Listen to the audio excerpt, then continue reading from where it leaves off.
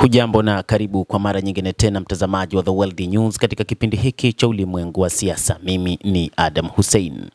Ripoti tuliyokuwa nayo ni kutoka kwa mkuu wa nishati ya nyuklia duniani Rafael Grossi, ambaye anasema kwa sasa ni vigumu kwa Iran kukubali kunyang'anywa uranium yao iliyorutubishwa.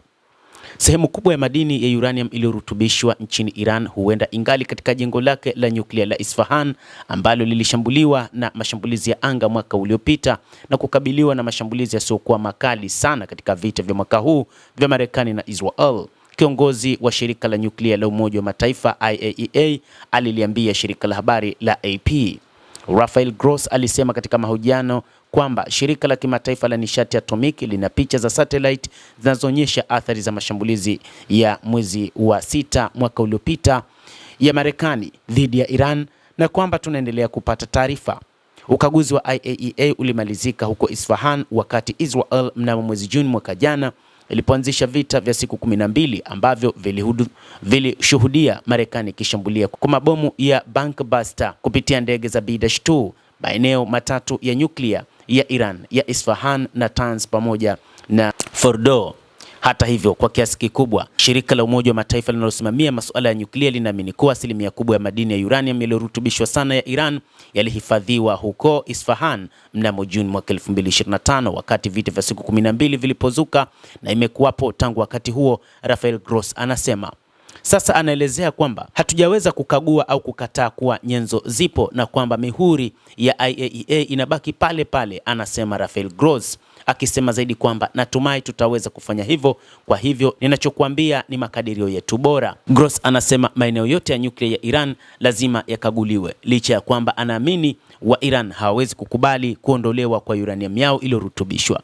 Kwa sasa kinachoweza kufanyika ni utashi wa kisiasa.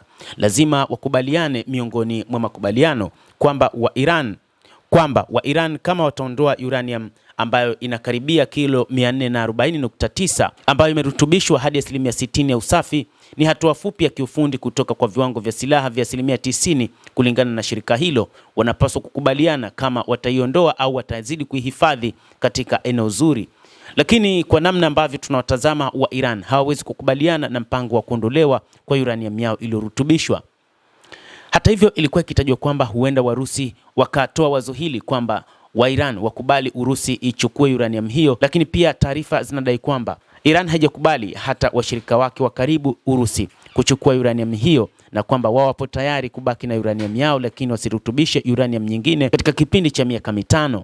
Hifadhi ya Iran inaweza kuruhusu nchi kutengeneza kama mabomu 10 ya nyuklia ikiwa itaamua kutumia mpango wake, Grossi alisema.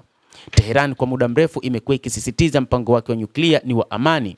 Rais Donald Trump amesema moja ya sababu kuu za Marekani kuingia vitani ni kuinyima Iran uwezo wa kutengeneza silaha za nyuklia, hata kama amesisitiza kwamba mashambulizi ya majira ya joto yaliyopita yalifuta mpango wa atomiki wa nchi hiyo. Grossi aliuambia mkutano wa waandishi wa habari wa Umoja wa Mataifa Jumatano kwamba Iran ilitangaza kituo kipya cha kurutubisha uranium huko Isfahan Juni mwaka jana na kwamba wakaguzi wa IAEA walipanga kutembelea siku ambayo mashambulizi yalianza. Alisema kuwa kituo hicho hakikupigwa katika shambulizi la Isfahan mwaka jana na hata mwaka huu. IAEA imezungumza na Urusi na wengine kuhusu kuchukua uranium iliyorutubishwa sana ya Iran.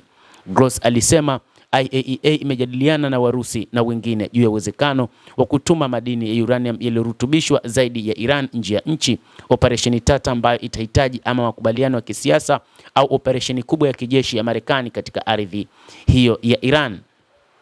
Trump alisema mnamo Jumatano kwamba rais wa Urusi Vladimir Putin alitangaza upya ombi lake la kusaidia Marekani kushughulikia urani iliyorutubishwa ya Iran, na alisema kumwambia Putin ni muhimu zaidi kiongozi huyo wa Urusi kuhusika katika kumaliza vita vya Ukraine kuliko kufuatilia suala la uranium. Grossi wakati huo alibainisha kuwa kile kitakachokuwa muhimu ni kwamba nyenzo hiyo inaondoka Iran au inachanganywa ili kupunguza uboreshaji wake, lakini anazidi kueleza kwamba ni jambo ambalo kimsingi linahitaji utashi wa hali ya juu kutoka kwa Wairan. Hawezi kukubaliana na mpango huo. Endelea kutufuatilia mtazamaji, lakini usisahau kulike, kucomment, kadhalika kusubscribe channel yetu hii kupata habari hizi kwa mapana kupitia The World News. Naitwa Adam Hussein, endelea kuwa nasi wakati wote, endelea kutufuatilia.